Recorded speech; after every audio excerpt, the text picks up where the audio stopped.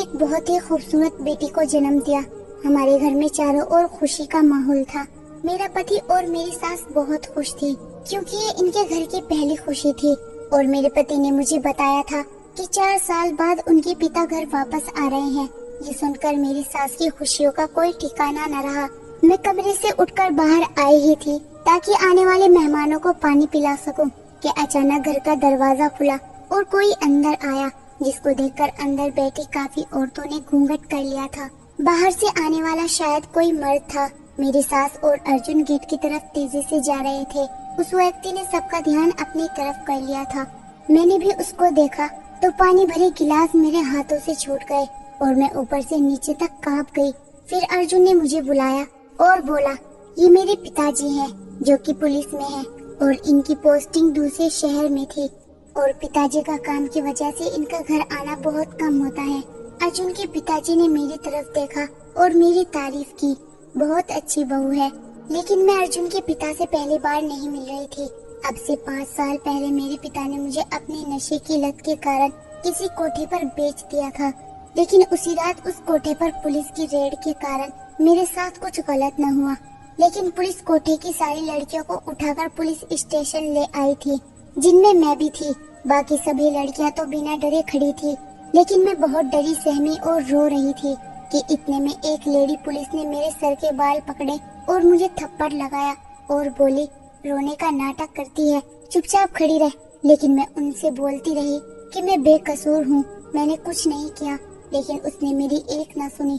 कुछ देर के बाद बड़े साहब आ गए और मुझको रोता देखकर उन्होंने मुझसे बात की और उनको वही कहा कि मैंने कुछ नहीं किया, बेकसूर हूँ। खैर, उन्होंने मुझे कहा कि तुम रोना बंद करो, हम तुम्हें कुछ नहीं करेंगे और कहा कि तुम बेफिक्र रहो, मैं तुम्हें अपनी माँ और पत्नी के पास लेकर चलूंगा, तुम मेरे घर पर ही रहना। और शाम को उन्होंने मुझे अपनी गाड़ी में बैठाया और हम उनके घर के लिए निकल पड़े। काफी देर की यात्रा के बाद हम एक घर में आ गए।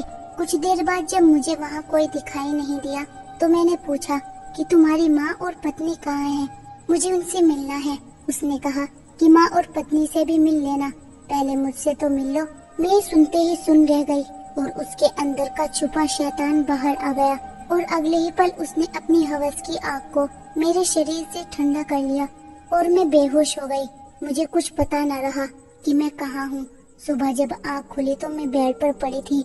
मैंने इधर उधर देखा तो वहाँ कोई नहीं था। मैंने भागने की सोची तो बाहर से गेट बंद थे। अब वो रोज रात में आता और मेरे साथ जुल्म करके सुबह अपने काम पर चला जाता था। लेकिन मुझे उस नरक से किसी न किसी तरह बाहर तो आना ही था। एक दिन मैं घर के स्टोर रूम में पहुंच गई। वहाँ एक जाली लगी थी।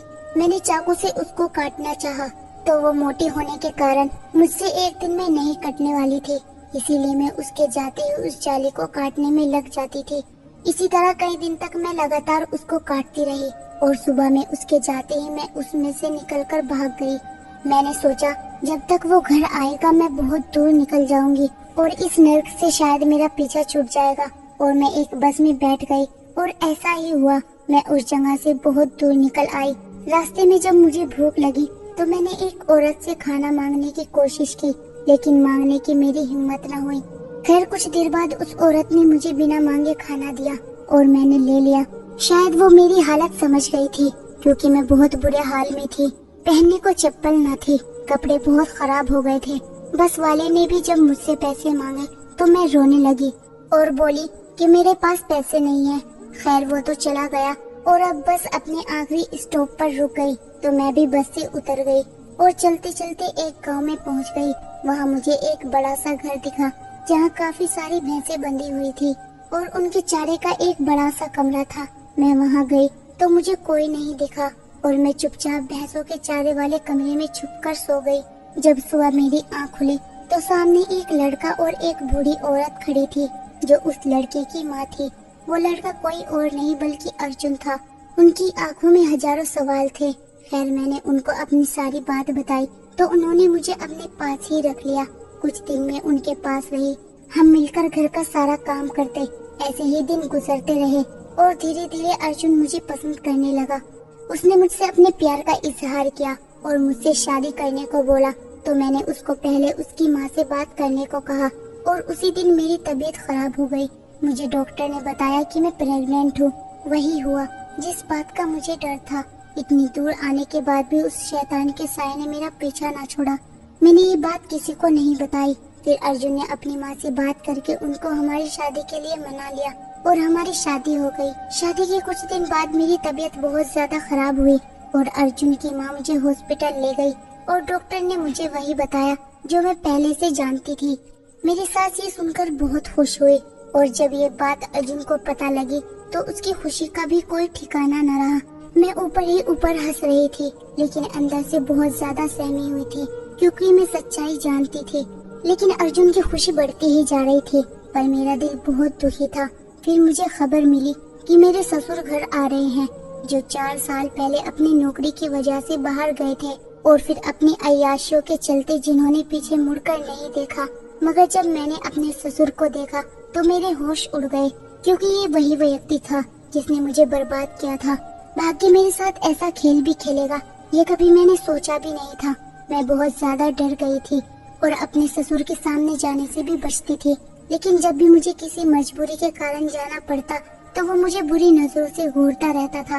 इसकी नजरें मेरे दिल को जलाती थी और मेरा ऐसा दिल करता कि जमीन फटे और मैं उसके अंदर समा जाऊं। मैं अर्जुन को भी कुछ बता न सकती थी, क्योंकि राज ही ऐसा था। अपने अंदर की इस जंग से मुझे खुद ही लड़ना था। मैं हर मुमकिन कोशिश करती कि मेरा ससुर से मेरा सामना न हो। खैर, एक दिन मैं नहाकर बाहर निकली तो मेरा ससुर आंगन में ही बैठा था। तो मैंने पास ही पड़ी चादर से अपने आप को पूरा लपेट लिया, क्योंकि इनकी नजरें मुझ पर ही टिकी हुई थी। मैं जल्दी से अपने रूम की तरफ और तेजी से चलने लगी, क्योंकि मुझे इनकी पीछा करती नजरों से अब डर लगने लगा था। और रोज की तरह जब मैं इस रात भी अपने बेटे के लिए दूध गर्म करने रसोई में गई, मुझे लगा कि मेरे पीछे कोई खड़ा है। मैंने जैसे ही पीछे मुड़कर देखा तो सामने अपने ससुर को देखकर ऐसा लगा जैसे मेरे प्राण ही निकल गए हो। मैं पूरी तरह ठंडी पड़ गई और वो मुझे देखकर शैतानी हंसी से मुस्कुरा रहा था। तुम क्या समझती हो, मेरे घर की बहू बनकर रहोगी और मैं तुम्हें इतनी आसानी से छोड़ दूंगा? मैं जानता हूँ कि तुम यहाँ मेरे बेटे से जो मैंने तुम्हारे साथ किया उसका बदला लेने आई हो। बताओ, ये बच्ची किसकी है? मैं जानता हूँ कि तुम जैसी औरतें कभी भी एक मर्द के साथ नहीं रह सकती।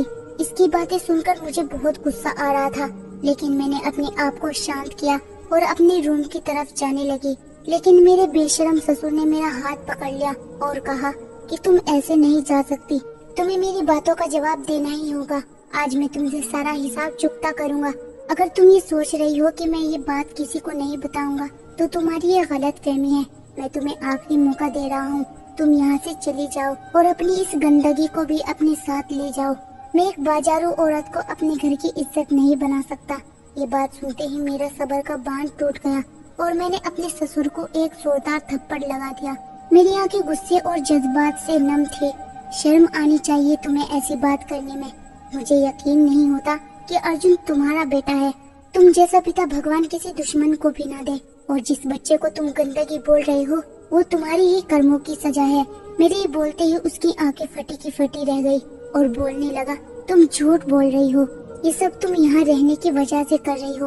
मैंने इसकी आंखों में देखा और बोला, यही सच है, तुम भूल गए, तुमने ही तो मुझे कई बार बर्बाद किया था।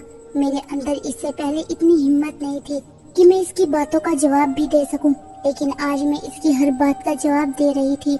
मेरी बातों को सुनकर वो जमीन पर अपना सर पकड़कर बैठ गया और रोने लगा।